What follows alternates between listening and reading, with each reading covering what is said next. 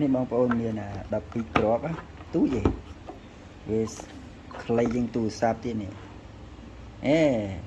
ហ្នឹងហើយខ្លីជាងទូរស័ព្ទវែងជាងទូចជាងទូរស័ព្ទដាក់បាំងបានទូរស័ព្ទបាំងបានឃើញទេទូរស័ព្ទវែង12គ្រាប់ដុំ3អាំពែល្អប្រើទឹកត្រឹមក្លៀកចុះក្រោមហ្នឹងហើយfree វាដោតអញ្ចេះដោតទៅឆក់ស៊ីភ្លើងតិចបងប្អូនអាហ្នឹងវាល្អប្រើខ្ញុំមកបានគោះភ្លើងឲ្យមើលព្រោះខ្ញុំយកមកកន្លែងវិចខ្ចប់ហើយអានេះអត់មានចេញតាណាអានេះសល់ពីលក់ឲ្យគេខ្ញុំលក់ចេញអស់ពីគ្រឿងហើយហ្នឹងអា8ហើយហ្នឹង12 5ដុំ5ពែឥឡូវនេះសល់ដុំ3ពែមួយបងប្អូនត្រូវការទេមកខ្ញុំលក់ជូនអាចនិយាយគ្នាបានចរចា